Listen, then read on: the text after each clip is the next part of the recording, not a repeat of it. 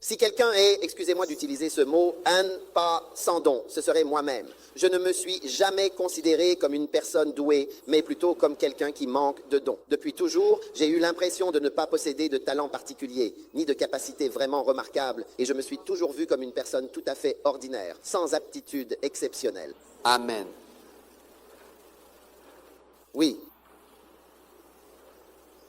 Donc si c'est ainsi que je pense, alors vous qui êtes, beaucoup d'entre vous sont tellement, naturellement, on peut voir qu'il y a quelque chose, qu'il y a une sorte de don en vous et vous devriez faire bien plus encore.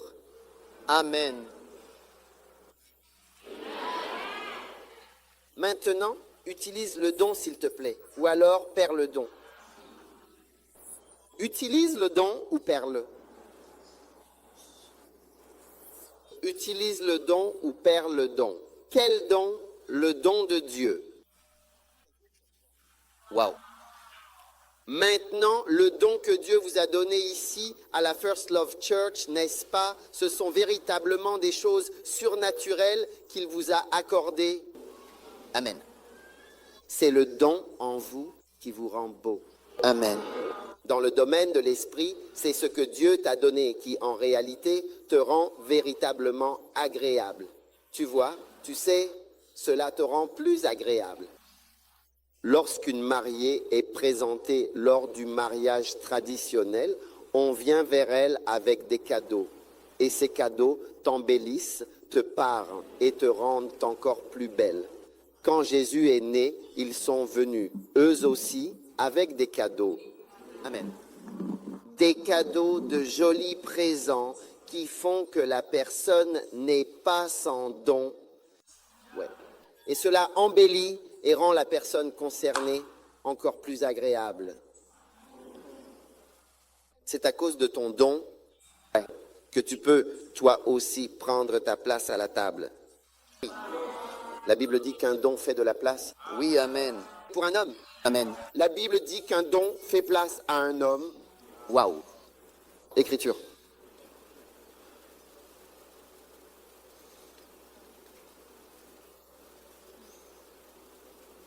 Oh, 1. Le don généreux d'un homme lui fait de la place dans sa vie, et certainement pas simplement son âge. Waouh. Ce n'est pas l'âge d'un homme qui lui fait de la place. Amen. Alléluia. Ce n'est pas ton âge, d'accord, qui te fait de la place. Ce n'est pas ton âge. Amen. C'est ton don, Période. ton don. Il peut y avoir une table et il n'y a que 8 chaises disposées tout autour de la table. À cause de ton don. Ils ajoutent une autre chaise pour que tu puisses. Amen. Tu dois t'asseoir ici. Assieds-toi à cette table. Oui, amen. Oui, je le crois.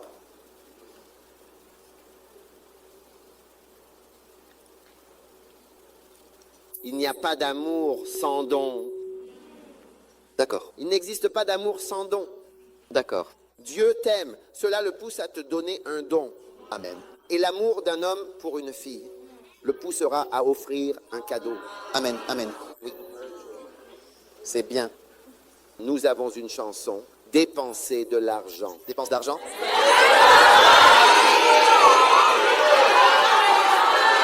Oui. Oui. Sors avec elle.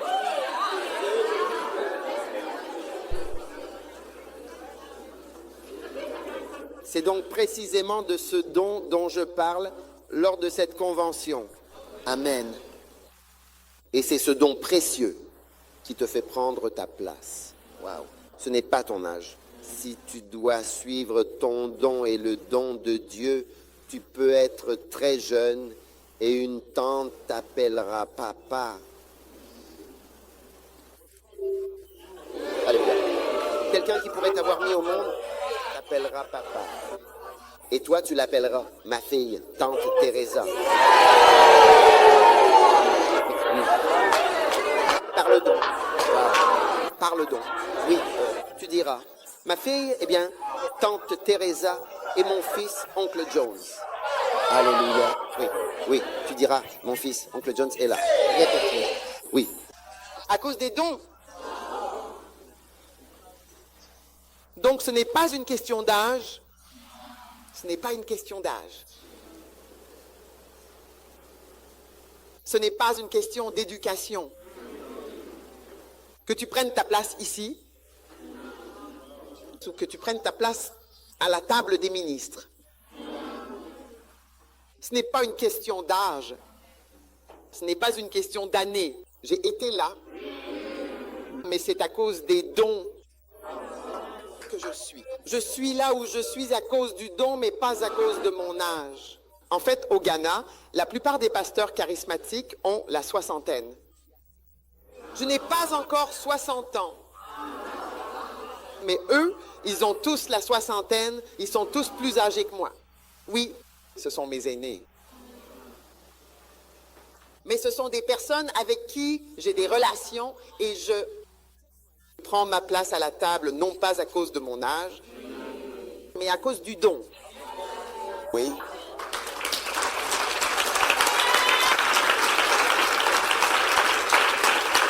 Et j'explique que tu prends ta place à la table du ministère et à la table de l'œuvre de Dieu, non pas par ton âge ou par l'argent que tu possèdes,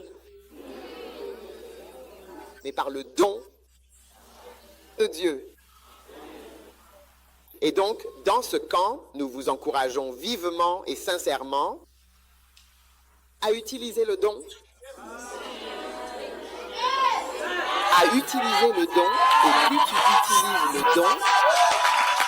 utilises le don, plus tu prends ta place à une table. Parfois avec des personnes avec lesquelles tu ne sais même pas comment tu es censé interagir, ces personnes-là...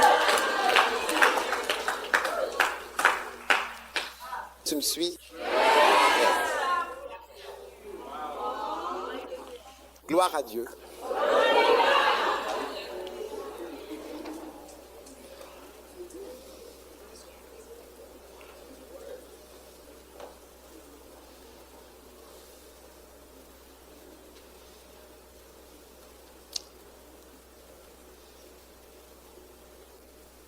Maintenant, dans l'église First Love, nous avons beaucoup de personnes enthousiastes, mais tu ne prends pas ta place par l'enthousiasme. Tu ne prends pas ta place par l'enthousiasme. Tu ne prends pas ta place exactement comme ça. Tu ne prends aucune place du tout par l'enthousiasme ou en étant excitable.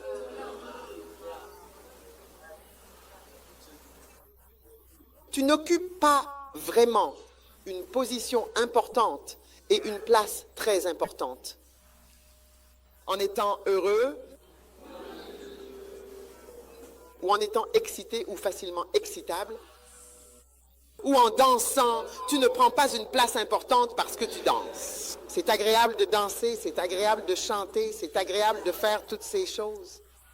Mais prendre une place dans le ministère, et prendre ta véritable place dans la maison de Dieu et dans le royaume de Dieu, c'est en utilisant ton don. C'est seulement le don qui te rend précieux. Sans don, tu n'as rien. Regarde, Dieu a tant aimé le monde qu'il a donné. Il a donné son Fils. Donc, l'amour que Dieu a lorsqu'il t'embellit et te baigne dans son amour, c'est en te donnant un don. Il est toujours en train de te donner quelque chose.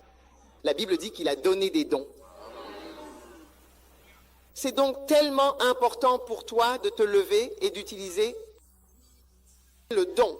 Comme concentre-toi sur qu'est-ce que Dieu m'a donné, que Dieu a placé en moi. Parce que comme je l'ai dit, être excité, crier, applaudir ne te positionne pas. Les gens ne comprennent pas notre Église. Parfois, nous avons les dancing stars, mais aucun ne pense que peut-être si tu danses, les gens viendront à l'Église. Ou si tu chantes ainsi, les gens viendront. Aucune de ces choses n'est le don. C'est à cause du don qu'il y a ces choses. Mais ce ne sont pas les dons. Ce n'est pas un don. Donc tu prends ta place grâce à ton don. Oui. comme tu l'as vu, Kezia chantait à l'instant. Comment se fait-il qu'elle soit ici? Un don.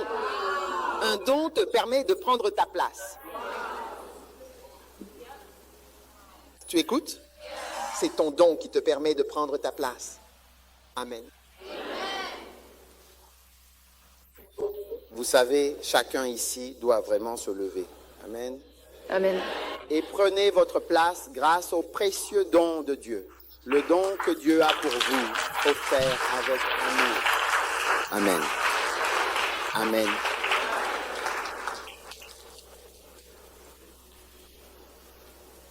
Tout le monde debout.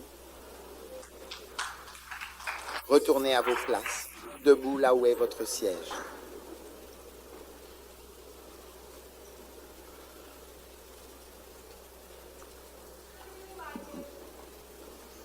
Le don de Dieu transformera véritablement votre vie, la changeant en profondeur et de façon durable, la faisant passer d'une vie routinière, habituelle, ordinaire et normale. Excusez-moi d'insister sur le mot normal. Une vie qui suit le cours habituel d'Américain à quelque chose de tout à fait fantastique, d'extraordinaire, de merveilleux et de surnaturel. Une réalité nouvelle et bouleversante. Amen. M'écoutez-vous? Oui. Oh oui. Oh, oui, bien sûr. Levez la main et demandez au Seigneur, Seigneur, je veux utiliser mon don, le don que tu m'as donné, ce don que tu as placé en moi. Je veux l'utiliser. Masatolo Moka, Parandalimasha, délibérément.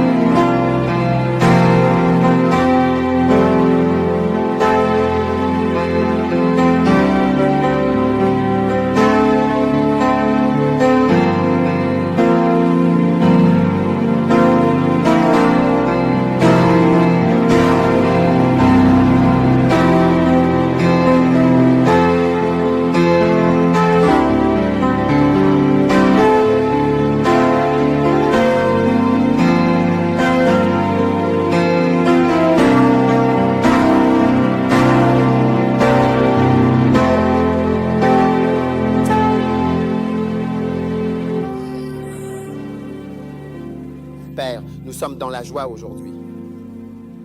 Merci sincèrement pour la précieuse et vivifiante parole du Seigneur. Au nom de Jésus, Amen. Amen. Asseyez-vous.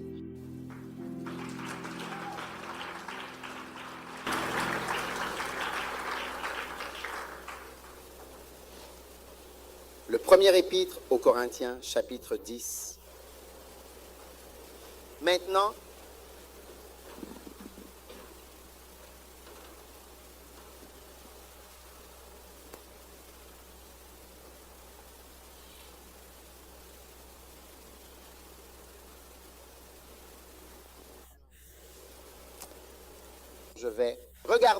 Regardons d'abord Éphésiens chapitre 4.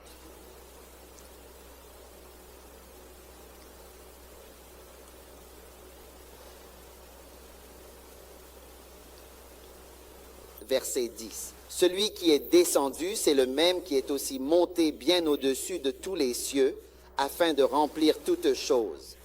Amen. Et le verset 8 dit, c'est pourquoi il est dit, étant monté en haut, il a emmené des captifs et il a fait des dons aux hommes. Amen. Il a donné quoi? Des dons. Il a fait des dons aux hommes. Amen. Croyez-vous qu'il a donné des dons aux hommes? Oui. Puisque vous êtes ici, à qui a-t-il donné ces dons? À quels hommes? Nous sommes bien ces hommes. Oui. Il vous a donné les dons. Il a donné à chacun ici ses dons, à moins que vous ne vous considériez pas comme faisant partie des hommes. Non. Oui? Vous savez, je dis cela pour faire. Dieu m'a aimé 2 fois. Oui. Dieu m'a aimé 2 fois. Dieu m'a aimé en me sauvant, mais je ne sais pas comment j'aurais pu être sauvé. C'était la première fois qu'il m'aimait. La deuxième fois qu'il m'a aimé, c'est quand il m'a placé dans le ministère. Waouh! C'est le plus grand don et la plus grande preuve d'amour que Dieu puisse me faire, me placer dans le ministère, comme si toute ma vie je la passe à faire servir le Seigneur. Parce qu'à la fin de ta vie, tu te rends compte que tous tes collègues, tous ceux qui ont accompli quelque chose, ont une maison, une voiture, de l'argent pour se nourrir et de l'argent pour payer les frais de scolarité. C'est comme ça que la vie se passe. C'est la finalité de la vie. Et c'est en réalité assez dénué de sens. C'est vrai. C'est pour ça qu'il y a autant de dépression dans les pays riches. C'est exact. Oui, D'accord, c'est vrai. il y a tellement de dépression dans les pays riches. Ouais. Oui, et puis aussi le suicide. Oui. Le suicide est la deuxième cause de mortalité chez les JE, les jeunes, parce qu'il y a tellement d'absence de sens dans cette vie. Et beaucoup de jeunes peuvent voir à l'avance que c'est vide de sens, que ça ne mènera à rien. Ça va juste être, je fais ceci, je fais cela, je fais ceci, et puis je partirai. Si tu ne penses pas à long terme, tu ne sauras pas. Mais si tu regardes vers l'avenir, tu réalises, c'est ça mon futur. Manger, boire, aller, venir, aller, venir, aller, venir. Puis tu quittes ce monde. Partir. Oui. Donc, c'est l'absurdité de la vie que Dieu cherche à t'aider à surmonter en t'aimant à nouveau. Chacun ici est à nouveau aimé par Dieu. Après que Dieu t'a tant aimé et a donné son Fils pour mourir pour toi et te sauver, maintenant il t'aime encore une fois. Comme Paul l'a dit, il m'a jugé fidèle en me confiant le ministère. Me confier le ministère. Je veux dire, il dit, je rends grâce à Christ Jésus notre Seigneur. Je rends grâce à Dieu qui m'a fortifié, tu sais, qui m'a considéré comme une bonne personne, fidèle, et ensuite il m'a confié le ministère. Je remercie simplement Jésus. C'est pourquoi j'ai dit que c'est être aimé 2 fois. Oui. La première fois, c'est être aimé, être sauvé. Parce que tout le monde n'est pas sauvé. Pour être honnête, beaucoup de gens ne sont pas sauvés, beaucoup veulent l'être. Amen. Oui. Et beaucoup de gens ne sont pas sauvés et ne seront pas sauvés parce qu'ils ont rejeté Dieu. Et beaucoup de gens ont déjà rejeté Dieu dans le domaine de l'esprit, parfois même avant leur naissance. Waouh. Tout comme Dieu a dit, je te connaissais avant que tu ne naisses. Donc, ils ont rejeté Dieu avant même d'être manifestés. Waouh. Merci beaucoup à vous. Vraiment. Parce que, tu vois, Dieu a créé Adam et Ève. Et mâle et femme femelle, il les créa et il les appela Adam. Amen. Waouh. Ils étaient des esprits quand ils ont été créés. Rappelle-toi, ils ont été créés à l'image de Dieu. Avant cela, ils ont été manifestés dans la chair et il a pris de la poussière et les a façonnés. Tu existais dans le domaine de l'esprit auparavant. Beaucoup de gens ont déjà rejeté Dieu et c'est pour cela qu'ils ne répondent jamais. Oh oui. Je vais dire ça à un autre groupe. Oui.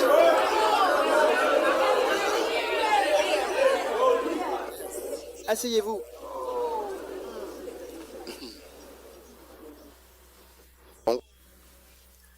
Dieu vous aime 2 fois et il dit qu'il a donné des dons aux hommes. Maintenant, je veux juste demander à l'église First Love si vous faites partie des personnes que Dieu... Ceci est le don après le salut, Après vous avoir donné Christ. les dons que Dieu a donnés aux hommes. Tout. C'est l'aspersion des dons aux hommes. Si vous pouvez le recevoir, si vous pouvez le recevoir, et les dons sont clairement énumérés. Regardez. À certains, il a donné des apôtres. Je veux dire, ces choses sont généralement dites aux gens dans les écoles d'évêques ou écoles prophétiques. Mais il a donné à certains des apôtres, et à d'autres, il a donné des prophètes, et à d'autres des évangélistes, à d'autres des pasteurs, et à d'autres, il a également donné des enseignants.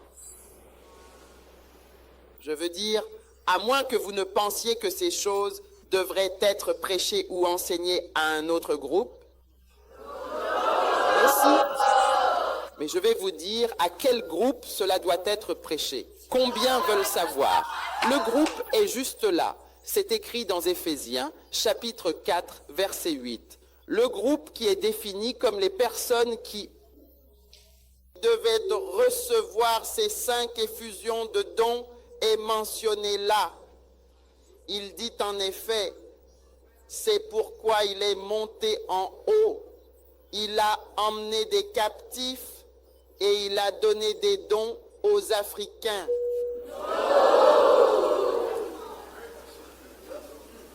Il a donné des dons aux étudiants de la Bible. Il a donné des dons, par exemple, aux Européens. Il a donné des dons aux hommes. Il a donné des dons aux femmes. Il a donné des dons aux anciens. Il a donné des dons aux membres de longue date. Il a donné des dons à les hommes. Faites-vous partie des hommes? Oui.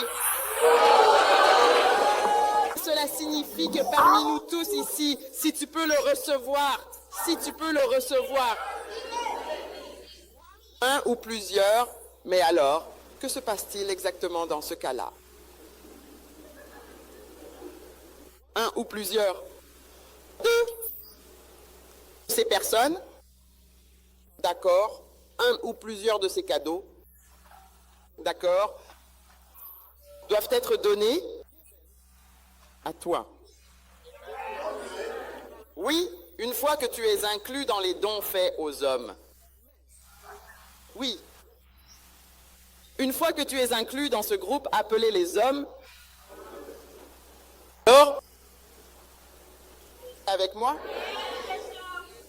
1, 2, 3, 4, 5. Tu dois avoir quelque chose. Pour toi-même. Vraiment, vraiment, pour toi-même. 1, 2, 3, 4, 5. Donc cela signifie que parmi les personnes qui se tiennent ici, tu es soit un apôtre, soit un prophète. Tu es soit un apôtre, soit prophète, ou un pasteur, un enseignant, ou un évangéliste, selon ce que nous lisons dans la Bible, que les dons ont été donnés aux hommes. Je ne sais pas quel autre groupe, si tu peux seulement m'en donner un. Un groupe, est-ce les anciens? Est-ce les étudiants de la Bible? Quel groupe c'est? Hommes?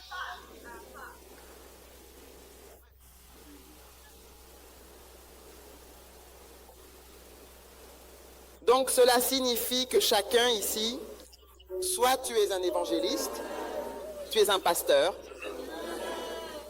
un enseignant, un apôtre. Pourquoi Dieu te donnerait-il? Donnerait à cette personne et pas à toi. Même moi je demanderais à Dieu, je ne sais pas pourquoi, tu donnes à cette personne et tu ne donnes pas à cette personne. Tu vois? Donc chaque personne ici, je veux dire, ces 5-là ne disent pas donc « Oh, j'ai le don de donner » ou « J'ai le don d'aider » ou alors n'essaie pas d'extrapoler des choses. Il y a 5 choses ici. Il y a 5 choses ici. 5 dons qui sont donnés. Et si tu peux le recevoir, et si tu peux y croire, tu l'obtiens. Et tu sais, quand je regarde ma vie, je me rends compte que de différentes manières, j'ai pu profiter de tous les 5 dons en les exerçant, tous de différentes manières. Oui, de différentes manières. Oui. Et je crois sincèrement que chaque personne ici présente, honnêtement, je ne sais pas vraiment, il a donné d'une manière ou d'une autre des dons aux anciens. Donné des dons à l'UD. Il a fait un don à QFC. Il a donné à qui? Homme. Aux hommes. Fais-tu partie des hommes? Oui, c'est tout. Vraiment, hein? Oui, et ce mot homme signifie êtres humains. Oui, êtres humains. Donc dès que tu es un être humain, c'est tout. Tu as reçu un don en ce moment même. Tu as un don. Tu as un don en ce moment même. Tu as un don. Oh. C'est pourquoi, tu sais, dans la First Lab Church, nous avons de jeunes gens qui sont évêques. Je les ai consacrés parce que je reconnais ce que Dieu est en train de faire. Il n'attend pas, et je pense qu'il n'y aura peut-être pas ce temps-là. Il n'attend pas que les gens grandissent. Les gens disent que l'un est mature, l'autre vieux, ceci ou cela. Alors, ils ont le ventre bedonnant et ils sont fatigués. Beaucoup auront un gros ventre plus tard, sans le savoir.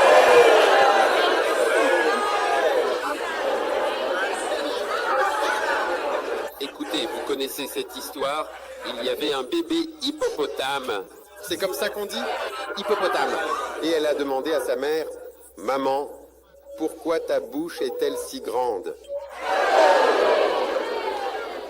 Et la mère hippopotame a répondu, « Attends et tu verras. »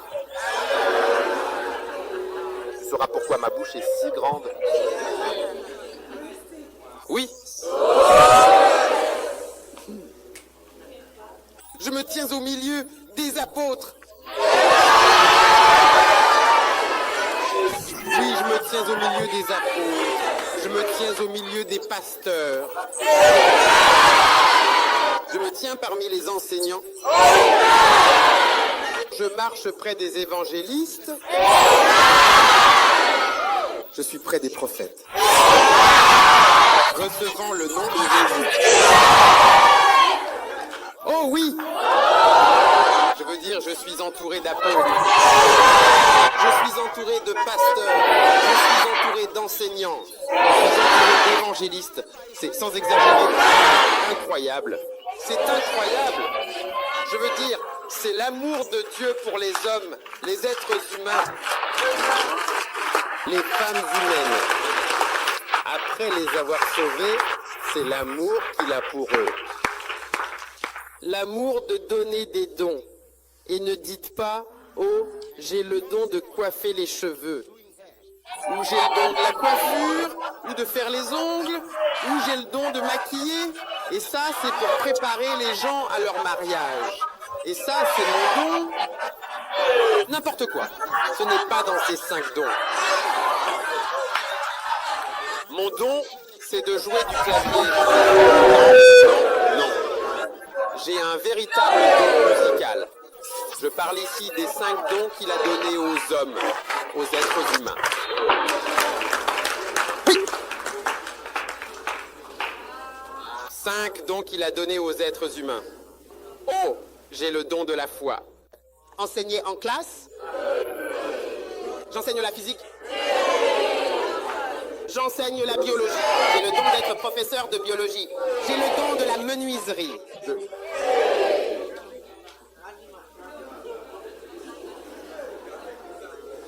J'ai un don pour le graphisme. D'où viennent toutes ces déformations? Les 5 dons qu'il a dit. Lorsqu'il est monté, il les a donnés à moi. Il les a simplement répandus sur les hommes.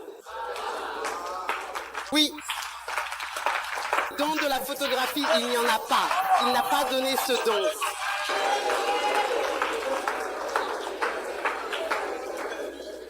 Il a donné aux hommes des cendres. Il a donné ses cendres. Il a donné des étoiles dansantes.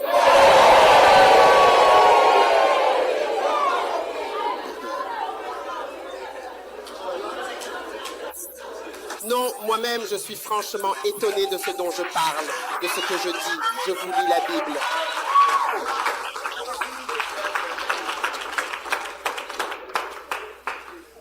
En fait, il vous a vraiment sincèrement aimé une seconde fois, puis il a généreusement donné des dons. Oh oui.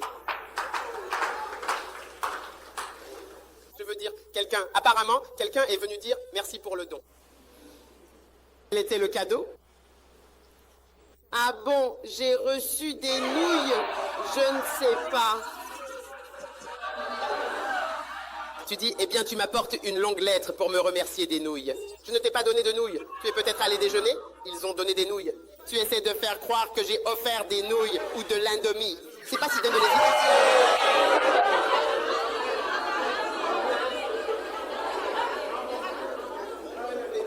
Comment ça s'appelle ici?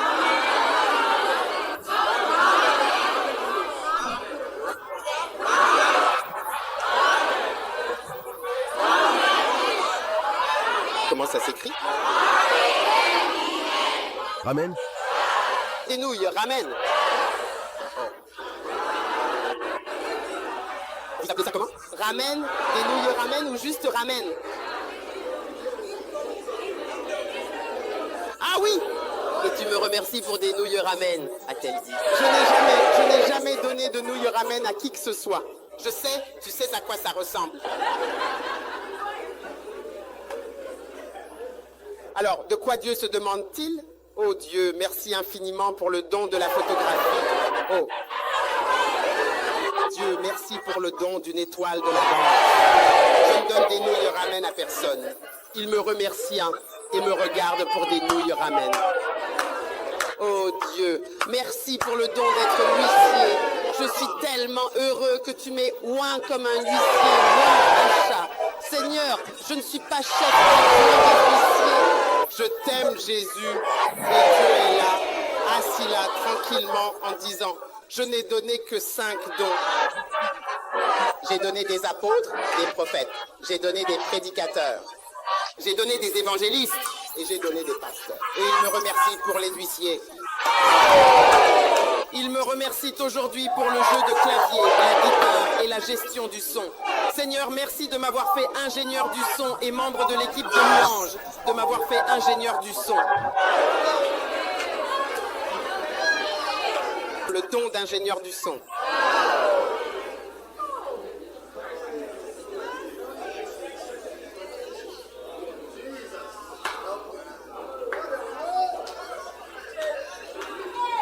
Ce que tu dois comprendre, c'est que, tu vois, sans la foi, tu ne peux ni plaire à Dieu, ni le servir, ni même avancer en réalité. Tu dois vraiment croire, parce que tu pourrais te regarder et te dire, moi, apôtre de quoi? Prophète, où ça? Où suis-je devenu prophète?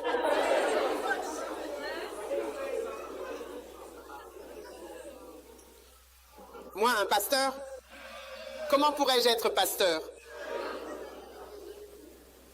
Moi, un enseignant?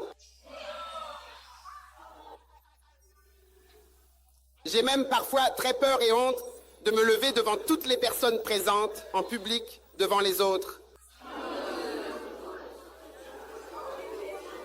Et tu dis que je suis enseignant? Comment me sentir enseignant? Je me souviens qu'il y a des années, je suis allé voir un frère après le service, après l'église, spécifiquement pour une chose. J'ai dit, prie pour moi. J'ai un problème. Je ne peux pas me tenir devant les gens pour leur parler. C'est mon plus grand problème dans ce monde. Oui. Oui.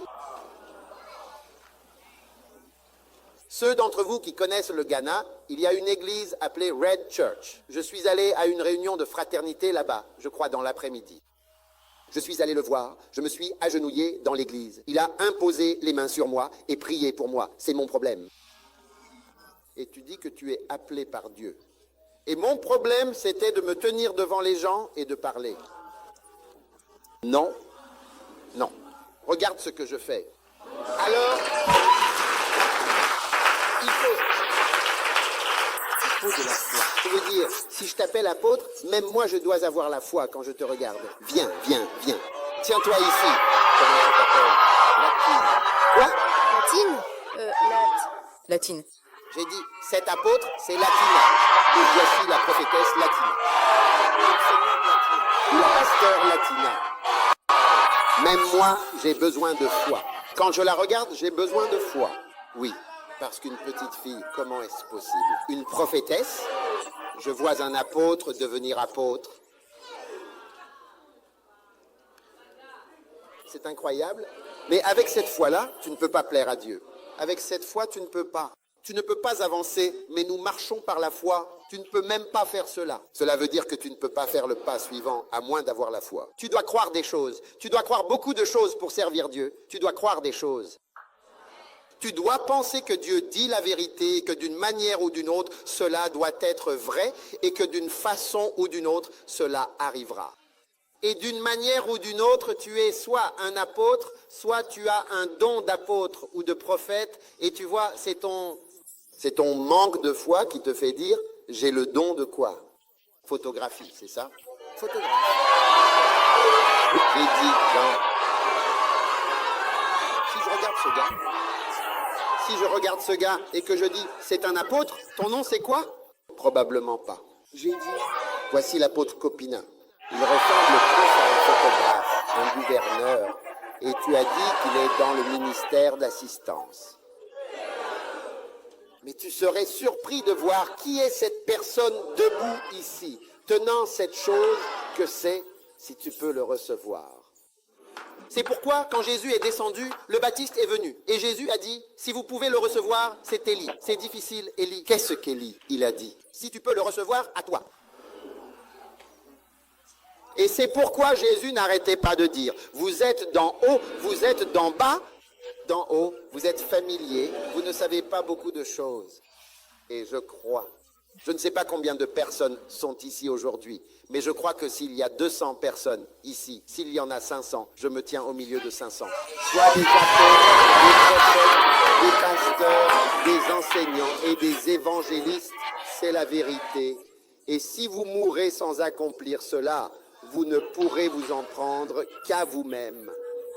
Mais ce n'est pas que Dieu ne vous ait pas appelé, ou que Dieu n'ait pas donné de dons, ou que Dieu n'ait pas accordé de dons. À moins que Dieu n'ait accordé des dons aux hommes, sauf... C'est simplement un aliment. Je ne sais pas où ils sont. Ainsi, sans la foi, vous ne deviendrez jamais ce que Dieu veut que vous deveniez. Et vous voyez, il y a des années, j'ai senti que Dieu voulait que je sois un pasteur. Enseigne la parole. Alors j'ai beaucoup parlé du fait de paître le troupeau. Oui.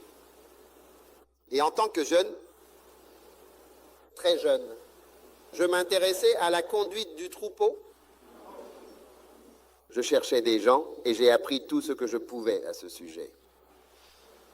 Oui, je me suis donné à écouter, à apprendre, à lire, à me renseigner sur le berger, sur le pastorat. Tant en Swahili qu'en Yoruba, il n'y a qu'un seul mot pour désigner le berger et le pasteur. C'est le même mot. Il n'y a pas deux mots différents, bergers et pasteurs. Les bergers sont appelés pasteurs en Swahili et les bergers sont appelés pasteurs en Yoruba, au Nigeria et au Kenya. C'est la même chose. Soigner les gens comme soigner les brebis. Je l'ai étudié, donc il y a livre pour berger. Parce que si tu crois simplement que Dieu veut que tu sois un berger, tu t'y consacreras. Et il y aura tellement de choses que tu découvriras sur le fait d'être berger. Si Dieu t'a appelé à être prophète, il y a tellement de choses à propos du fait d'être prophète, à propos de voir, comment comprendre les rêves, comment interpréter les rêves, comment prophétiser, comment savoir, comment percevoir, comment sentir dans l'esprit, dans le domaine spirituel. Mais tu vois, cela dépend de ce que tu crois.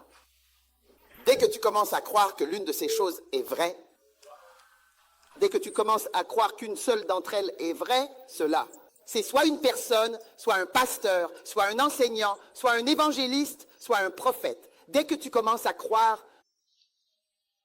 tu commences à faire des pas vers ce que tu crois être le don. Et donc, je ne ressens rien de particulier. Tu n'as pas besoin de ressentir. Les sentiments tardent à venir. Dans le domaine spirituel, cela prend du temps à se produire. Même ceux d'entre vous qui ont eu des rapports sexuels, vous vous rendez compte qu'il faut du temps pour que les sentiments viennent pendant le sexe. Oh oui! Je veux dire, il faut vraiment être loin en mer pour savoir, pour ressentir certaines choses à partir d'un certain moment.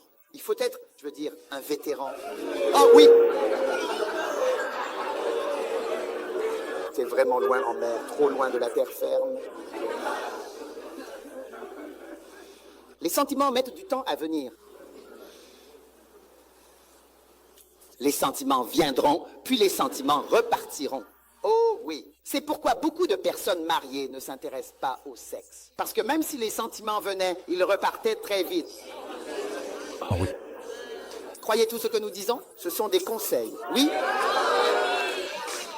Ce sont des conseils.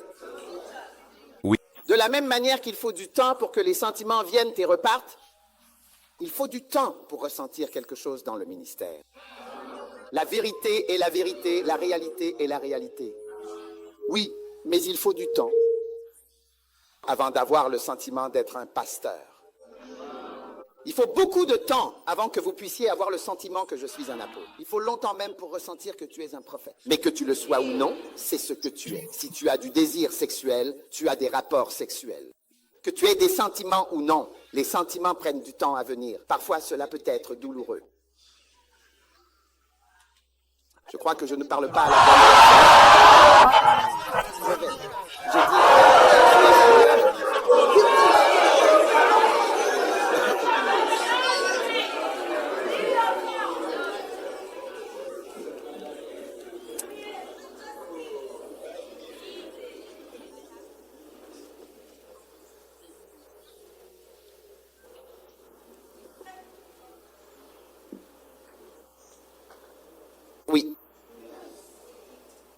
ce sont vraiment des sentiments sincères que tu cherches, alors tu attendras jusqu'à la fin des temps. Je ne ressens pas la grâce pastorale. Mitchell, je ne ressens pas la grâce pastorale. Je ne ressens pas la grâce pastorale. Je ne me souviens pas d'avoir eu la grâce pastorale.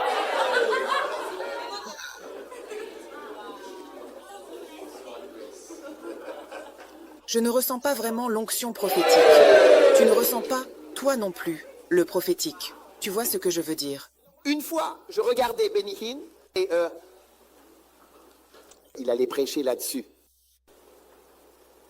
Soit sur les étapes vers l'onction ou quelque chose d'autre. Tu vois? Pendant qu'il prêchait et qu'il parlait, il disait...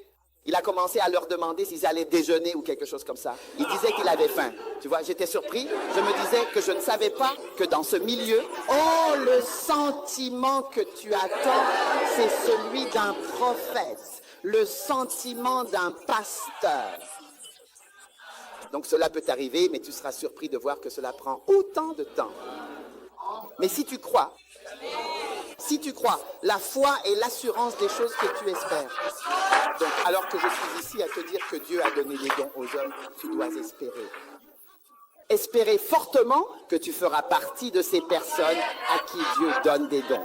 Tu dois y croire, y espérer et développer en toi-même une assurance que je suis l'un des apôtres, je suis l'un des prophètes, je suis l'un des pasteurs, je suis l'un des évangélistes, je suis l'un des enseignants.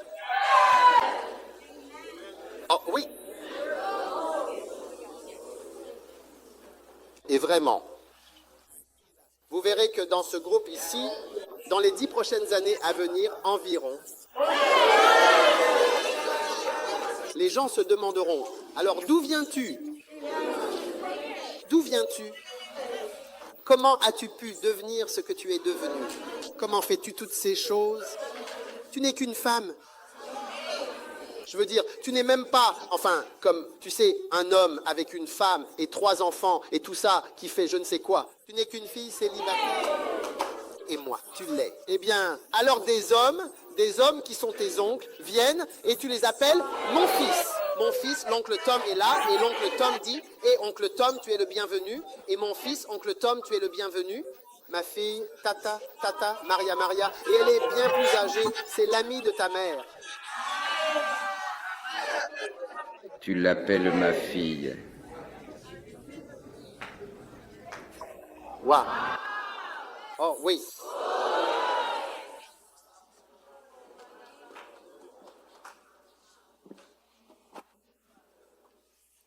Tu sais, il te bénit avec ce don. Si seulement tu crois. Écoute, n'importe qui. Personne ne peut avancer d'un pas sans la foi. Avec cette foi, il n'y a pas de mouvement vers l'avant. Tu ne fais jamais un pas en avant tant que tu n'as pas la foi. Parce que la Bible dit, nous marchons par la foi. Nous avançons et progressons par la foi, car nous marchons par la foi. Deuxième épître aux Corinthiens 5, 7. Nous marchons par la foi. Cela signifie que tu avances par la foi. Cela veut dire que tu passes à une autre étape. La seule façon d'avancer, ne serait-ce que d'1 centimètre, c'est d'avoir la foi. La seule manière d'aller de l'avant, c'est simplement de croire. Tu crois malgré la sécheresse, malgré l'absence de ressenti, l'absence de quoi que ce soit, tu crois simplement. Et puis tu continues et tu seras vraiment étonné, profondément surpris de qui tu es. Tu seras tellement étonné de ce que tu es devenu. Tu seras étonné de ce que Dieu fait de toi et de ce qu'il te transforme. Oui, avoir la foi en Dieu. Tu m'écoutes? Dois-je m'arrêter?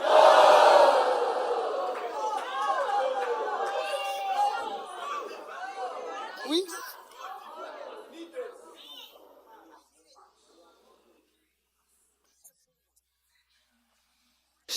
Chacun ici présent, chacun ici est là. Vraiment, chacun ici est bien là, ici même. Inclus dans ce verset, efficacité pour cela. Il a donné des dons. Tu en es un. Oh oui.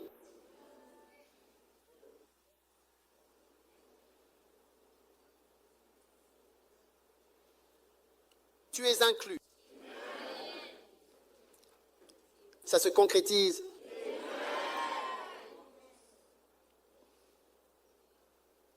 Il y a de nombreuses années. J'ai appelé un frère, je lui ai dit, pourquoi est-ce que, ou je ne sais pas si je l'ai dit à Dieu, rien de ce que je fais ne grandit, rien.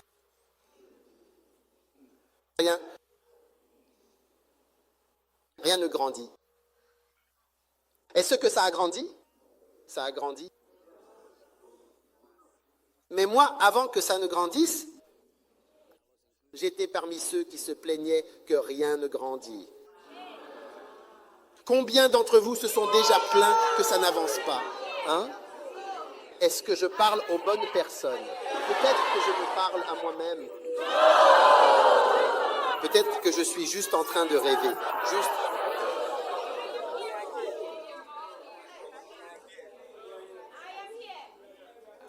Oh, oui. Je fais partie de ceux qui ont dit pourquoi est-ce que rien de ce que je fais ne grandit vraiment? Et tout est petit. Et je suis sûr que mon apôtre hawaïen ici présent doit se dire, pourquoi rien ne grandit? Oui? J'espère que chaque fille ici croit ce que je dis. Vous y croyez? Croyez-le. Voyez-vous, il y a de nombreux rôles qui seront assumés par des filles.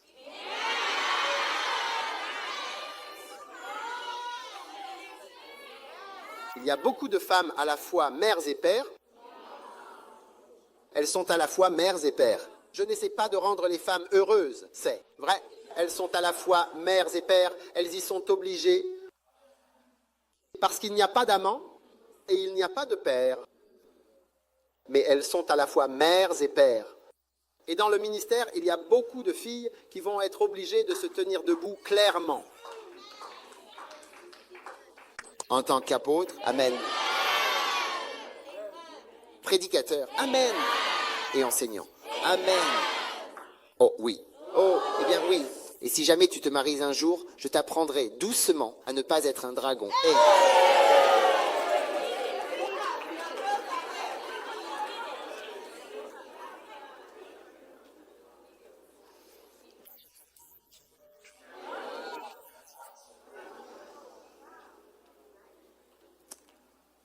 C'est comme quelqu'un qui est sorti en jean. Et peu importe, tu portes ta veste ou autre chose, puis tu rentres à la maison, dans ta chambre.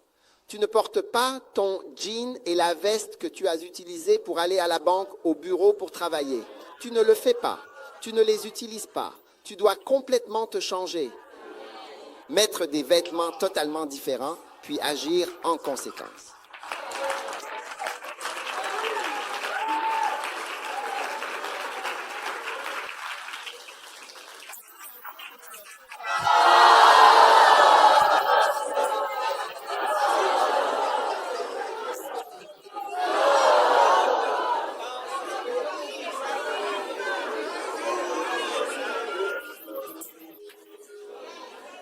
Et ensuite, tu dois aussi être une épouse. Tu dois complètement changer de tenue. Oui, parce que tu ne peux pas être une apôtre.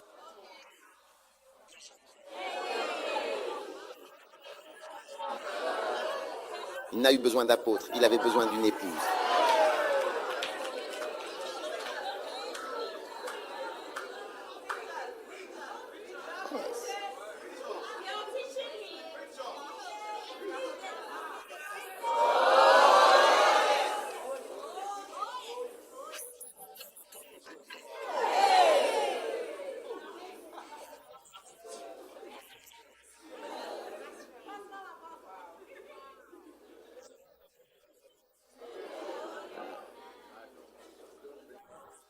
De tout cela, revête-toi d'un nouveau vêtement.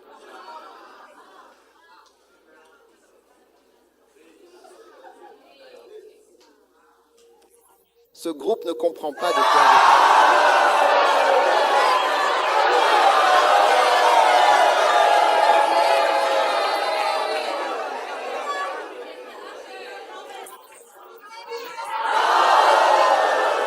Allez plus en profondeur ici. Il y a plus de réactions de ce côté-ci.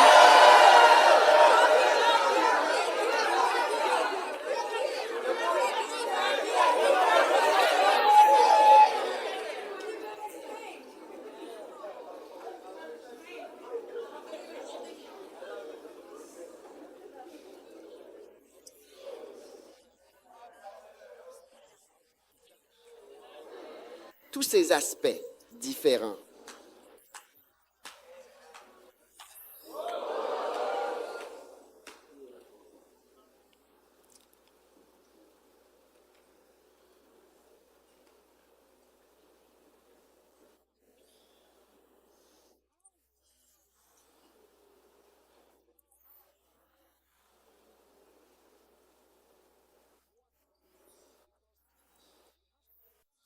Commence avec l'un de ces 5. Je pense qu'une fois que tu as accepté,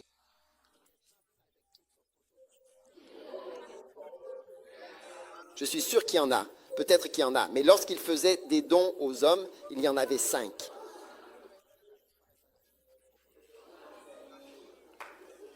Maintenant, comment sauras-tu lequel? Combien veulent savoir comment tu sais lequel? Oui.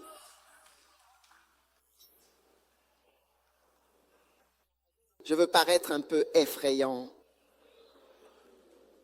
Mais comment sais-tu quelle fille tu devrais vraiment choisir?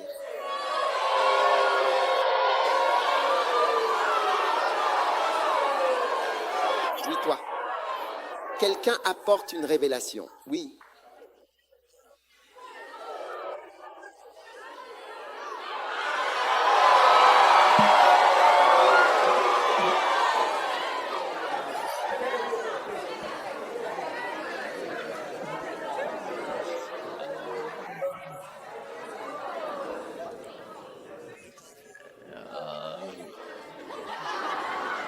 Comment sais-tu quelle fille tu devrais aimer? Comment sais-tu quelle fille tu devrais choisir? Parmi toutes les filles gentilles, celle-ci, celle-là. Tu regardes celle-ci, aime.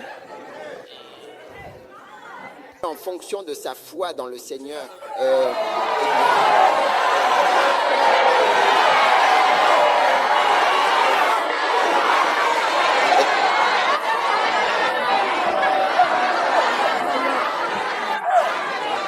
Non, non. D'autres critères pour choisir une fille. Être toujours propre et bien soigné, comme Heidi, tu vois, tu sais. Comment tu sais quelle fille épouser?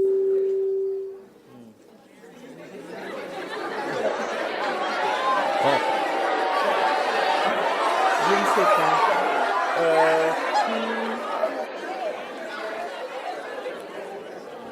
Des idées? Aucune idée? Je sais pas. Homme. De ce côté? Ok, vérifie. Celle-ci. Oui? Oh, le visage, tu sais, il faut qu'elle ait, tu sais, de beaux yeux.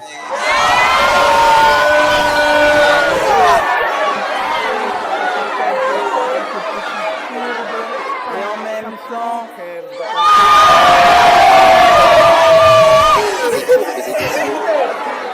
D'accord, assieds-toi.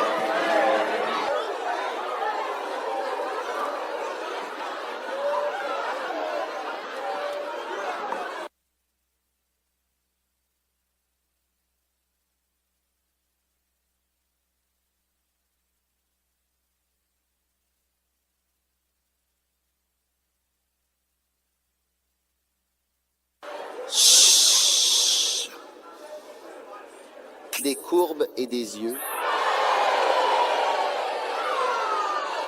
Maintenant, de la même manière, chut, tu dois regarder le ministère des apôtres, le ministère des prophètes, le ministère des pasteurs, le ministère des enseignants, le ministère des évangélistes et voir lequel a des courbes et des yeux.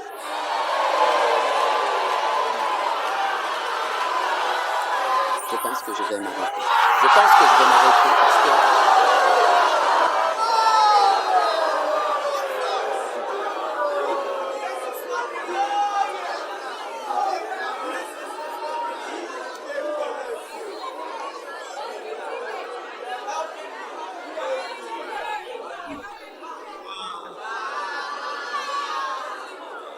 Waouh!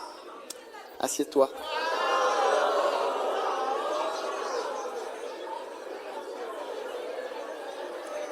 Des courbes et des yeux.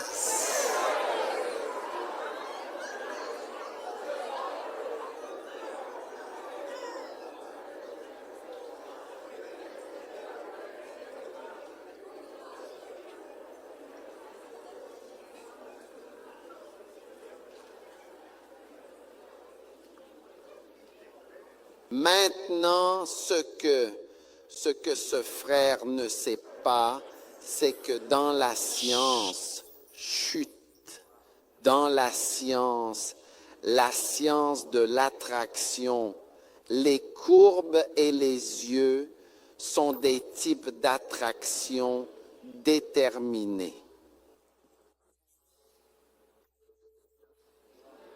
Oui. Tu vois, si je prends ton visage, par exemple, et que je le mets sur l'ordinateur, puis que je change simplement différentes choses sur le visage, comme les courbes, la forme et les yeux, tu vois à quel point une personne peut vraiment changer. Je suis sûr que tu as déjà vu ça dans un film. Ils font juste quelque chose, et le visage de la personne ne cesse de changer encore et encore. C'est le même visage, mais juste de petits détails.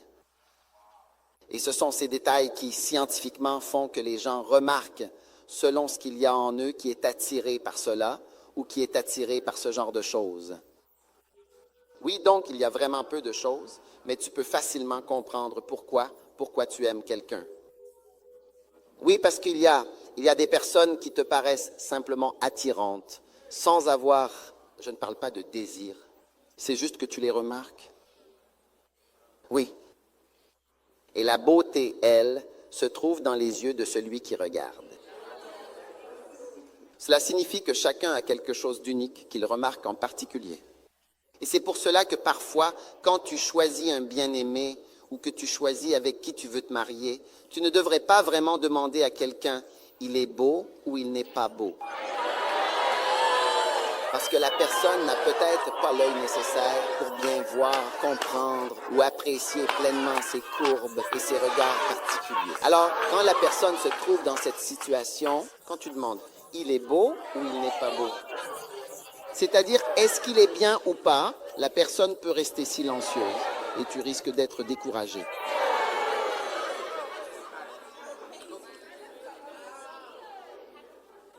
Ou bien la personne dira simplement, si vous êtes satisfait, si vous êtes bien heureux,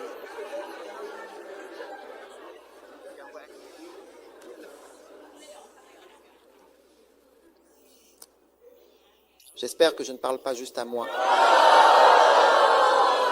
Comme si je râlais et m'emportais.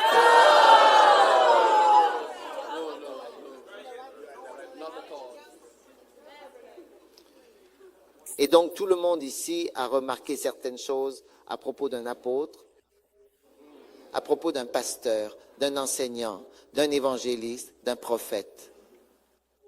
Et vous l'avez remarqué. Dans le domaine de l'esprit, Dieu vous appelle à cette chose. C'est pourquoi la Bible dit, si quelqu'un aspire, 1 Timothée 3, à la charge d'évêque, c'est une très grande chose.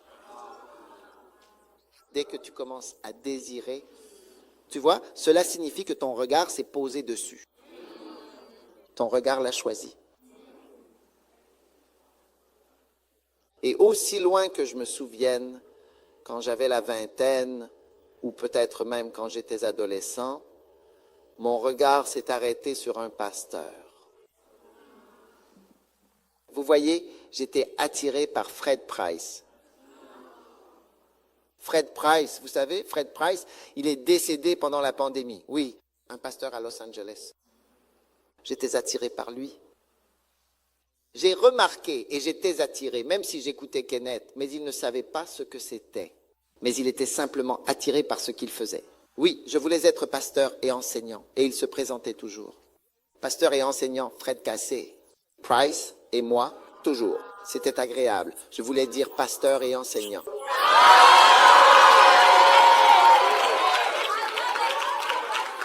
Ce que je veux dire, c'est que ce sur quoi ton regard se pose, comme si à ce moment-là, cette chose est vraiment belle, tu sais, tu vois, cela indique déjà de façon évidente que Dieu t'a appelé. Tu es là? Et peut-être que c'est le don qu'il est en train de répandre sur toi. Amen. Est-ce que vous m'écoutez? Oh, oui. Cela montre que c'est un don qu'il est en train de répandre sur toi. Mais je vais te dire ceci. Si cela ne nécessite pas la foi, alors cela ne vient pas de Dieu. Quand je dis si cela ne nécessite pas la foi, c'est comme si tu étais tellement loin de là que ça paraît étrange. Tu vois que tu pourrais être l'une de ces choses? Oui, parce que cela demandera de la foi. Oui. Tu sais, je me souviens quand je me suis tenu sur la scène pour lancer la toute première croisade Healing Jesus. Si jamais tu as l'occasion de la regarder, tu verras. Quelqu'un m'a dit l'autre jour qu'il était allé la voir. Mais quand je me suis tenu sur la scène, sur la chair, la toute première croisade que nous avons eue, je veux dire, c'était lors du retour à la maison. Quand je me suis tenu sur la scène, j'étais sous une tente. J'ai juste ri intérieurement ou souri. Je me suis dit, ah, je suis là. Oui, c'était il y a 20 ans. J'ai ri, j'ai dit, je suis là. L'évangélisation, les évangélistes, je me tiens là. Cela se passe concrètement, vraiment et réellement en ce moment. Donc, ça a été mon objectif. Mon objectif n'a pas été de devenir quelque chose, mais Dieu me montre cette attirance. Et je crois que ces 5 dons, je veux dire, il les a donnés aux hommes. Oh oui, vous savez, une fois, je demandais à Dieu, j'ai dit, regarde, tu sais, je veux quelque chose de toi. Je lui ai dit, en me basant sur ceci, cela, et que c'est ce que je recherche. Je prierai, j'apprécierai vraiment si jamais tu fais quelque chose, mais je ne te dirai pas ce que c'est. Oh oui. Mais je te le dis, plus tu es attiré par les choses spirituelles, plus tu les verras. Et tout ne sera pas forcément ce que tu recherches. Oui. Alors, je prie simplement que pendant le temps de cette retraite, les apôtres voient leur chemin s'ouvrir. Les prophètes verront leur chemin s'ouvrir. Les évangélistes verront leur chemin s'ouvrir. C'est les pasteurs et enseignants verront le fruit de leur travail. Et deviens ce que tu es censé devenir au nom de Jésus. Amen. Asseyez-vous.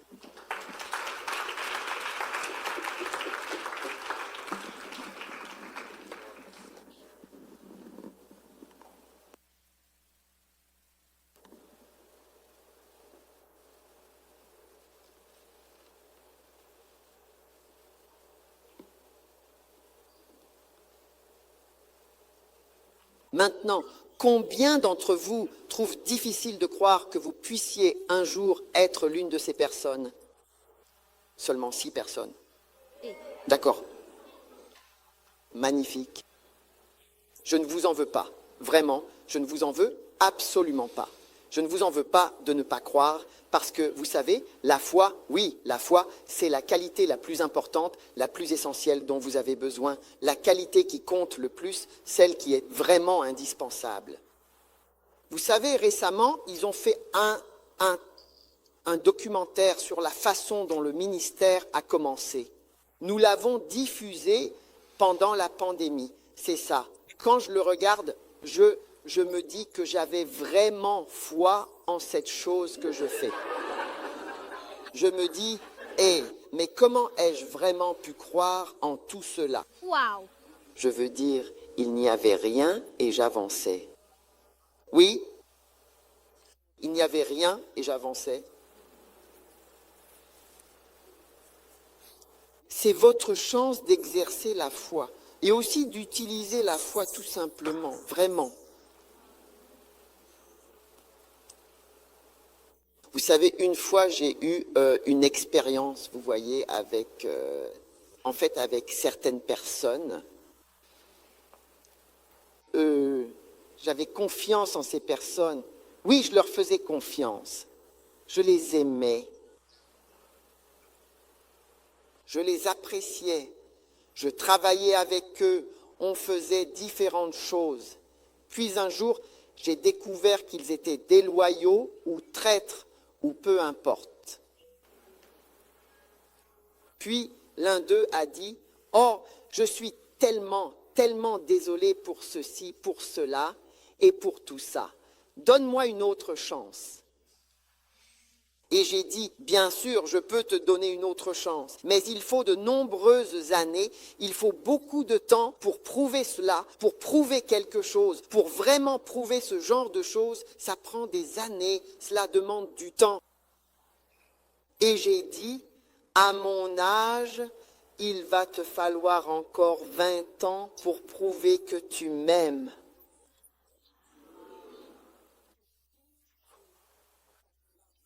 Wow. Oui, parce que tu as prouvé que tu ne m'aimais pas et tu as ainsi gâché près de 20 ans d'opportunités.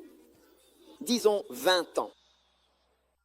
Donc maintenant, si tu veux que je te fasse à nouveau confiance comme avant, il te faudra encore 20 ans parce que cela prend beaucoup de temps.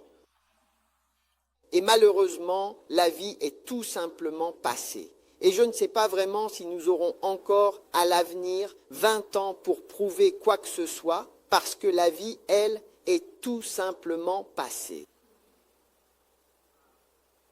Nous sommes, je ne suis plus, disons, à ton âge. Donc pour que tu puisses prouver, non. Pour que tu puisses prouver que tu m'aimes, il te faudra peut-être 20, parce que ça fait 20 ans. Et je ne sais pas, pour être honnête, mais dans environ 20 ans, j'aurai plus de 80 ans ou 80 ou peu importe au final. À ce moment-là, et alors je saurai que tu m'aimes. Ensuite, alors nous pourrons commencer. Voilà, c'est ça l'histoire. L'histoire racontée est hypothétique, mais c'est celle de votre vie. Quand tu arriveras au paradis et que tu verras Jésus dans sa gloire, et que tu verras à quel point il est réel, et que tu verras que tout ce en quoi nous croyons est tellement vrai, et que tu diras, oh, je t'aime vraiment Jésus. Je veux que tu essayes. Je suis tellement émerveillé. Ta gloire, tu es tellement merveilleux. C'est tellement impressionnant. Tu es tellement beau. D'accord? Et je veux, tu sais, juste me donner une chance de prouver. J'ai dit, non, la chance est déjà bien passée. C'était quand tu étais sur terre, tout ce temps-là. Et maintenant que la terre est finie, il n'y a plus, tu sais, d'occasion de montrer que je t'aime. Oui.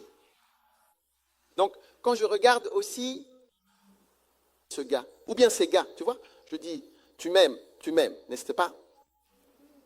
Tu m'apprécies. Tu crois en moi. Mais d'après tout cela, tu ne m'aimais pas.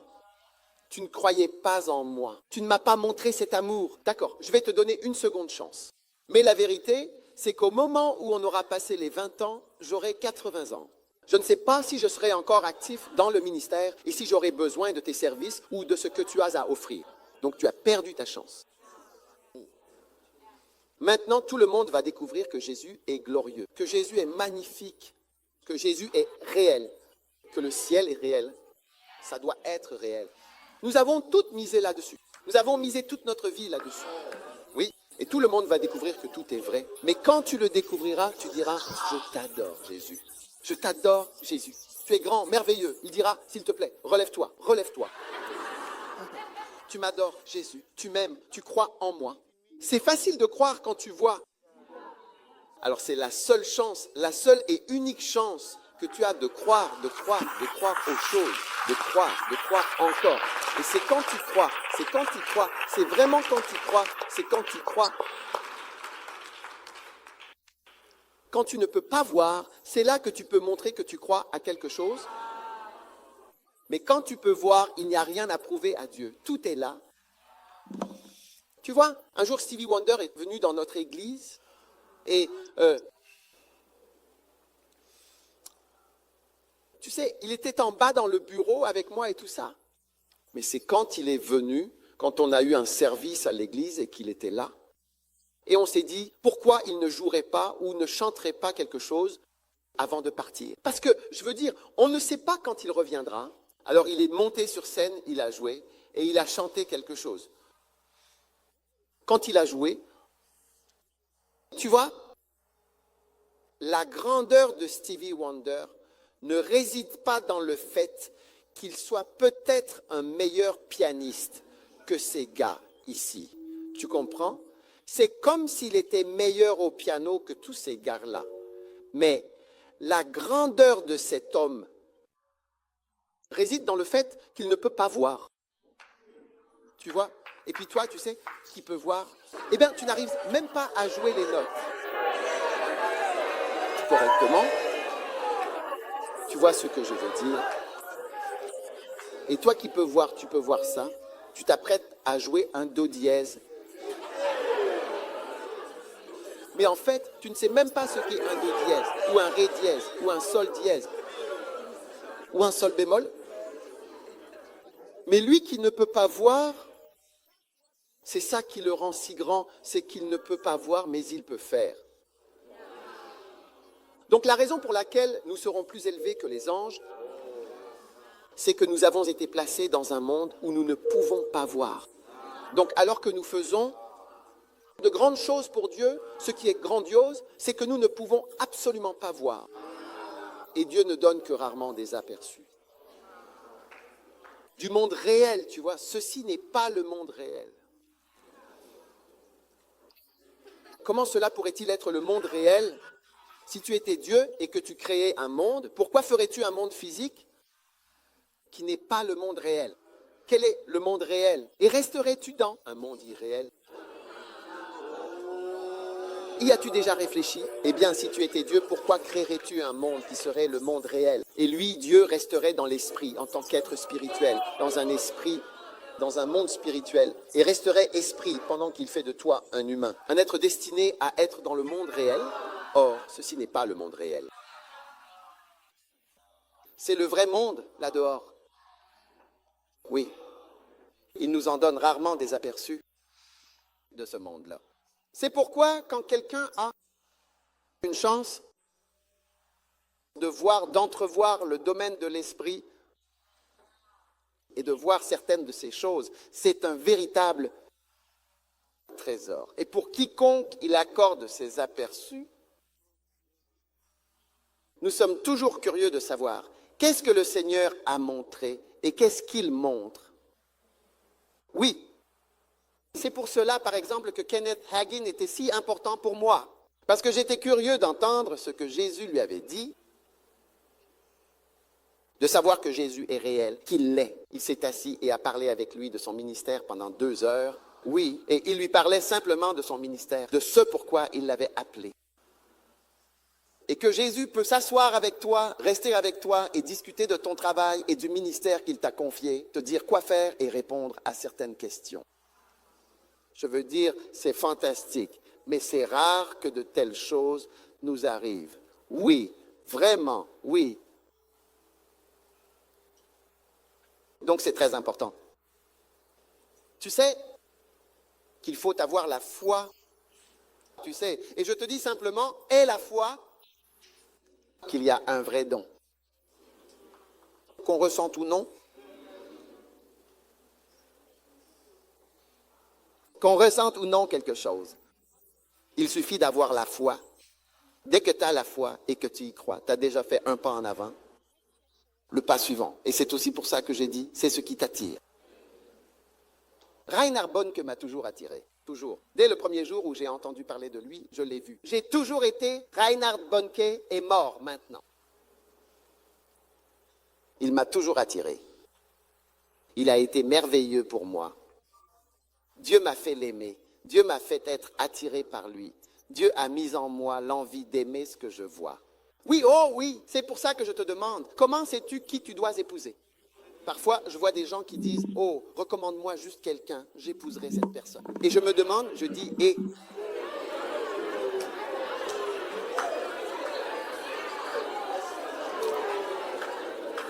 Tu vois, j'ai rendu visite... Chut. J'ai rendu visite à une dame et c'était sa femme. Elle était l'épouse d'un homme. Et elle m'a dit, je dois boire avant de pouvoir avoir des relations sexuelles, a-t-il dit. Je dois être ivre. Si je ne suis pas ivre, je ne peux pas le faire. Parce que je ne l'aime pas. Oui. Disait-elle, je suis ivre. Pour ne pas être consciente de ce qui se passe. Oh, oui. Tu m'écoutes?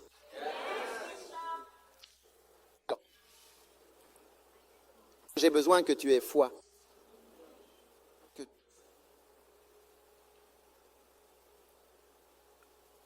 tu obtiendras ce que tu aimes. Contrairement à cette dame qui a eu ce qu'elle n'aime pas. C'est pour ça qu'elle doit boire. Je n'ai pas besoin d'être ivre avant de pouvoir prêcher. Normalement, je suis heureux de simplement parler de Dieu et de son œuvre. Je n'ai pas besoin d'être défoncé. Parce que je ne suis pas heureux de faire ce que je fais. Je suis heureux de faire ce que je fais. Je suis médecin, pleinement qualifié et autorisé à exercer. Mais je suis heureux d'être là, cela m'attire. Je crois à ce que je dis. Je crois, vous savez, quand cette église a commencé il y a des années, vous pouvez demander à ceux qui étaient là. Là-bas à New York, à Manhattan, sur la 42e rue, oui, la 42e rue, nous étions là avec 5 personnes. J'y crois vraiment. J'ai dit, je vais vous expliquer pourquoi Lighthouse doit être en Amérique du Nord. Et je leur ai donné 7 raisons, numéro 1, numéro 2, J'y crois vraiment. Je crois que c'est pour cela que je suis venu du Ghana. Je suis venu pour fonder l'Église. C'est quelque chose en quoi je croyais. Et regardez-vous tous. Certains d'entre vous êtes les enfants des personnes qui étaient là en 1990. 95. 1995. Combien parmi vous ne sont pas nés en 1995? Est-ce que vous n'étiez vraiment pas nés du tout à cette période-là?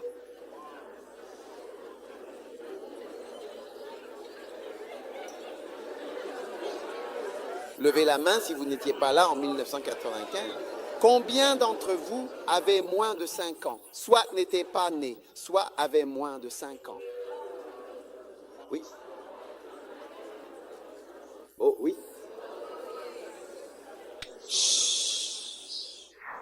Chut, je vous assure, avec seulement 5 personnes, cela semblait vraiment impossible et étrange que cette église puisse un jour exister. Dans ce pays, sur la 42e rue, quel étage, je vous prie, s'il vous plaît? Non, non, non, vraiment non. On a commencé à la 43e? Oui, alors quel étage? Non, non, c'était très haut. Oui, très haut là-bas. Comment quelqu'un peut-il même trouver son chemin jusqu'à la 43e rue, puis trouver lequel des gratte-ciel, et ensuite monter jusqu'au 43e étage pour trouver l'église? Et je dis que l'Église est là pour rester et que nous allons construire et avoir, je veux dire, des membres ici. Et c'est la même chose. Je te parle et je te dis que je travaille au milieu d'apôtres et de prophètes, de pasteurs, d'enseignants et d'évangélistes. Je veux dire, tu vas te demander, mais qu'est-ce que tu racontes? Si ce que je disais ne nécessitait pas la foi, alors tu saurais que ça ne vient pas de Dieu. Mais parce que tu as besoin de foi, c'est comme ça que tu sais que ça vient de Dieu. Parce qu'il faut de la foi pour croire. Tu dois vraiment te dire, combien seraient d'accord avec moi là-dessus? C'est plus facile de dire que j'ai le don d'être pianiste, et le don d'être guitariste, et le don d'être photographe. Beaucoup plus facile d'avoir le don d'être huissier. Oh oui, tu n'as pas besoin de beaucoup de foi pour ça. Amen. Lève la main et remercie simplement le Seigneur.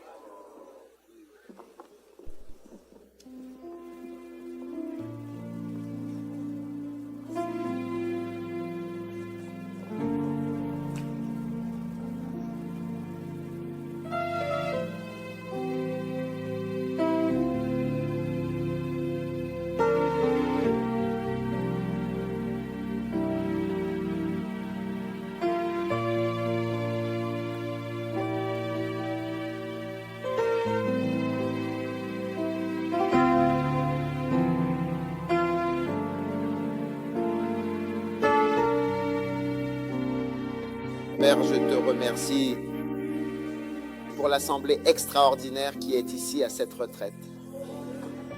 Oh oui. Merci. Merci. Merci pour la foi. Oh oui. Merci pour la foi. Merci pour la foi. Merci pour les dons que tu donnes. Nous aimons les dons. Nous te remercions pour les dons. Nous désirons les dons. Et nous sommes reconnaissants d'avoir besoin de la foi pour cette grande entreprise. Nous sommes reconnaissants, cher Seigneur. Merci de nous bénir. Merci de nous avoir contactés. Merci de nous inclure dans cette grande œuvre. Nous te louons et nous te rendons gloire.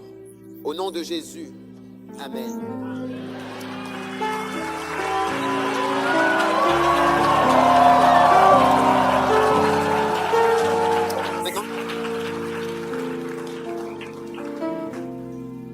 Quand je prêchais, on a dit c'est pour ça qu'on est venu.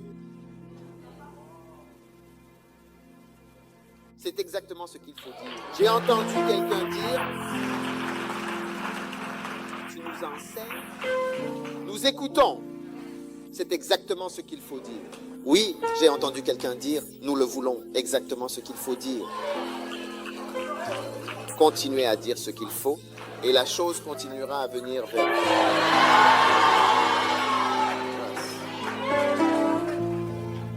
J'ai entendu dire que nous aimons ça. Oui. J'ai entendu qu'on en avait besoin. J'ai entendu quelqu'un dire, c'est pour ça que nous sommes venus. J'ai entendu quelqu'un dire, va plus loin.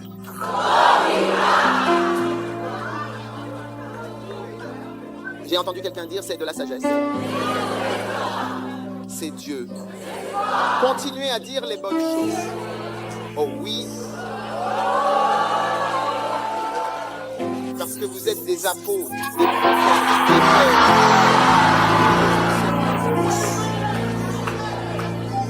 Oui, c'est bien vous.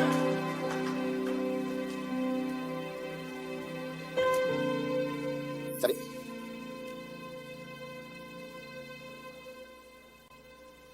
Paul a dit, tu es mon espoir, tu es ma couronne. Oui. Et je vous le dis, à mesure que nous nous rapprochons tous plus proches de la ligne d'arrivée, on peut voir que il est facile de dire quelque chose comme cela. Oui. Dans la deuxième épître de Jean, verset 4, il est écrit, « Je me réjouis beaucoup d'avoir trouvé de tes enfants marchant dans la vérité. » Hein? Je me réjouis beaucoup. Waouh! Un autre passage dit, dans 3 Jean, verset 3, « Je me réjouis beaucoup quand les frères sont venus et ont rendu témoignage à la vérité qui est en toi. » Je n'ai pas de plus grande joie que d'entendre que mes enfants marchent dans la vérité. Oui, je n'ai pas de plus grande joie. Wow. Incroyable. Je sais, tu vas marcher en vérité.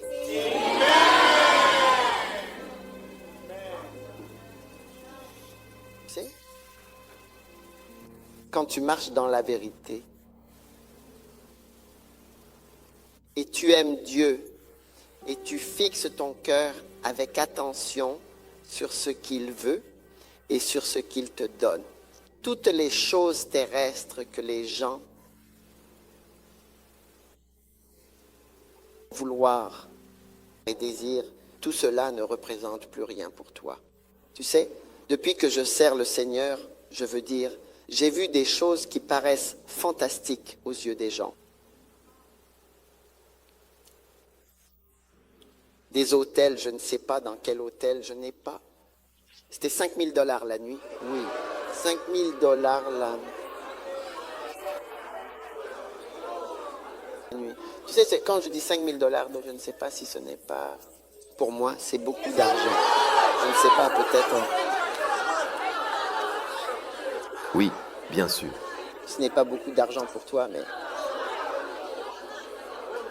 Et tu sais, j'ai eu une dispute avec ma femme à cause de ça, parce qu'elle m'a dit... Le coût... Les gens qui nous hébergeaient, le coût de la chambre. Et qu'elle l'a vu. Et puis elle, je veux dire parce que c'est à la réception, tu vois. Et je lui ai demandé quelle note elle avait eue en maths et en statistique, si elle avait réussi ou pas. C'était toute une dispute parce qu'elle insistait que c'était bien ça. C'était ce chiffre-là. J'ai dit, ce n'est pas possible, tu vois, mais j'avais tort et elle avait raison. Je suis allé moi-même faire le calcul et j'ai réalisé que même si elle n'était pas douée en maths, elle avait raison.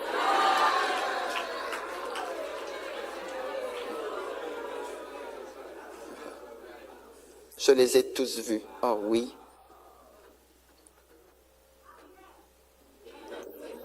Tout ce que tu ne peux même pas imaginer. Et quand ça arrive, c'est juste. C'est comme si de rien n'était, car tes yeux sont plutôt fixés sur l'accomplissement de ce merveilleux don que Dieu a donné à l'intérieur.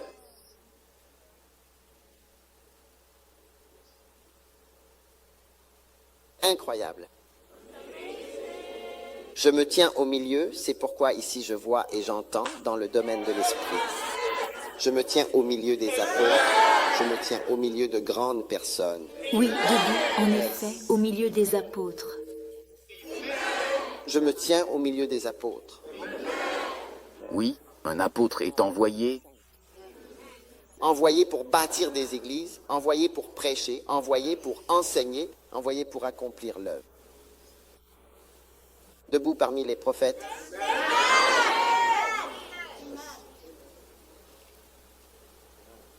Un jour, quelqu'un t'appellera prophète et te dira que les choses que tu as dites se sont réalisées.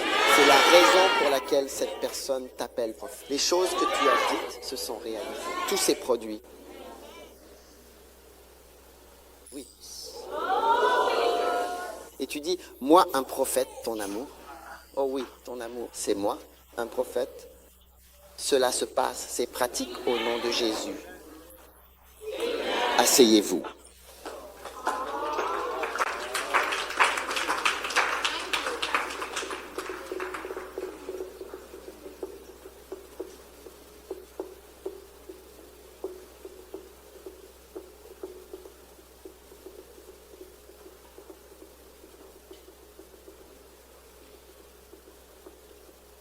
Si vous avez de vraies richesses, les richesses terrestres qui ne sont rien vous laissent à sec.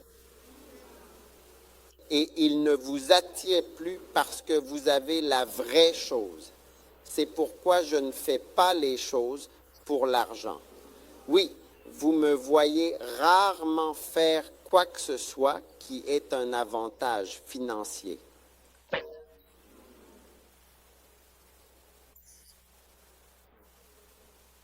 Vous me voyez rarement faire quoi que ce soit qui ait un avantage.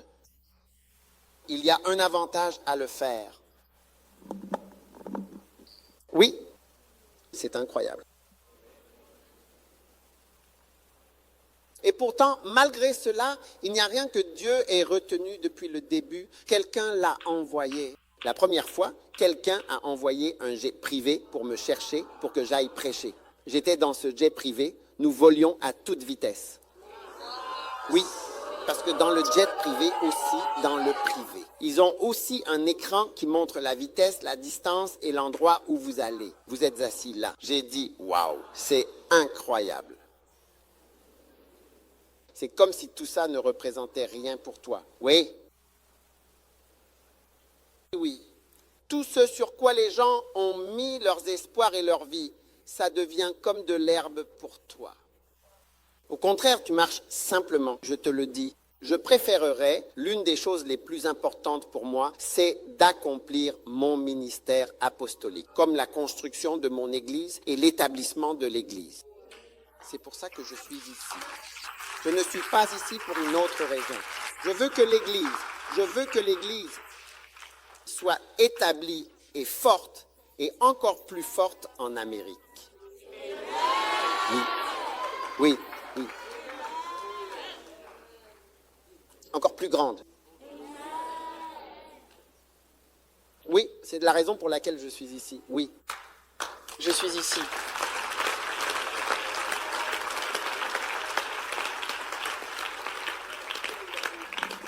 Oh oui. Je me parle à moi-même.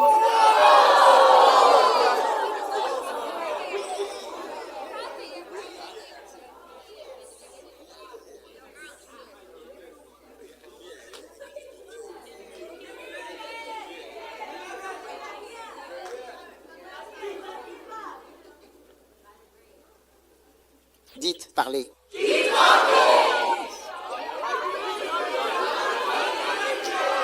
Continuez à prêcher.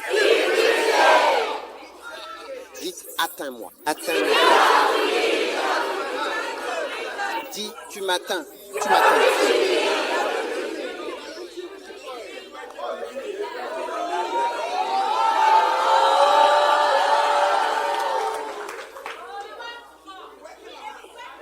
Oh oui.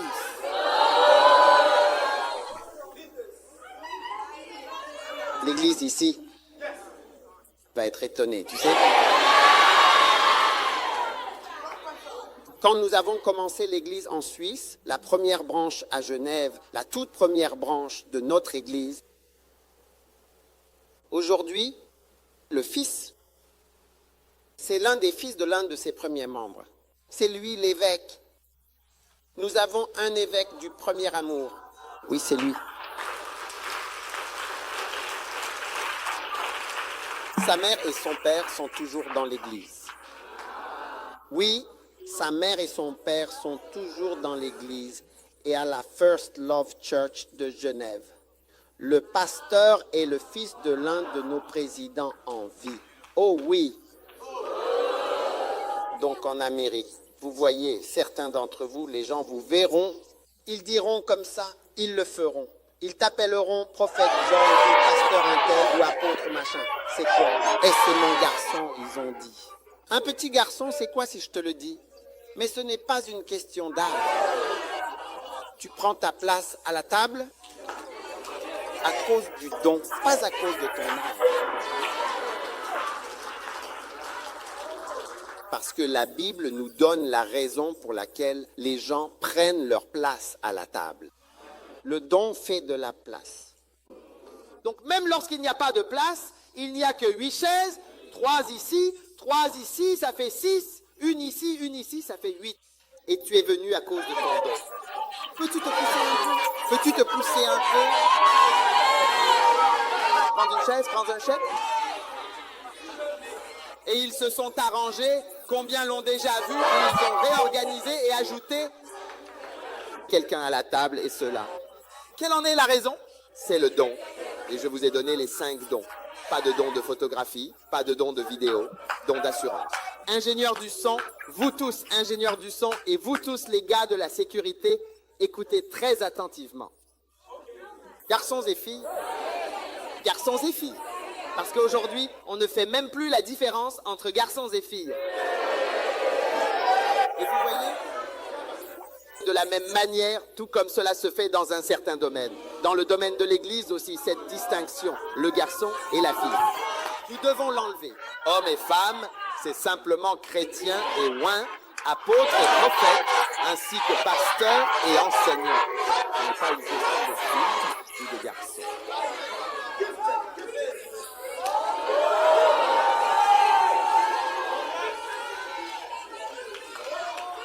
Probablement qu'on dira, enfin, on ne dira pas, comment dire, c'est même sœur ou autre, ils ne sauront pas de qui il s'agit.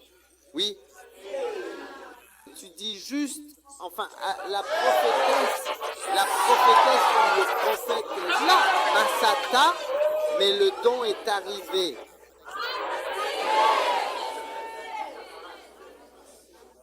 Et vous savez, la raison pour laquelle l'église First Love a commencé, c'est parce qu'il y a une certaine intimidation qui vient des adultes.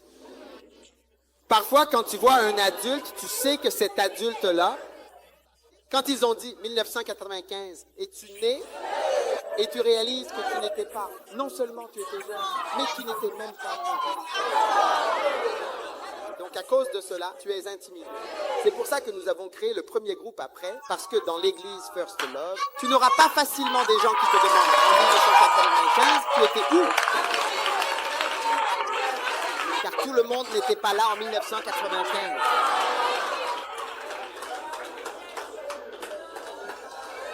Mais petit à petit, grâce à ton don, tu verras qu'un jour, tu verras quelqu'un qui pourrait être ton père et tu diras, oncle Tom, mon fils, oncle Tom est ici aujourd'hui. Oncle Tom, viens t'asseoir devant. Et tu dis, Tata, Rosanna et Tata Laetitia Mes filles, qui sont les tantes de ta mère? Dis, mes filles, venez vous asseoir devant. J'ai deux de mes filles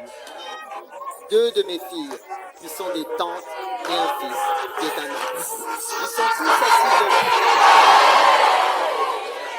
Oh oui. Et tu vois, tante Teresa dira papa, parce qu'ils te verront comme un père. Et diront, ah, comment se fait-il que tu ne les laisses pas? On te dira, ne dis pas papa, mais ils disent, oh papa, tu es leur père. Couvre-les d'une étreinte. Un visage comme ça. C'est incroyable. Est-ce incroyable? Est-ce fantastique? Est-ce surnaturel?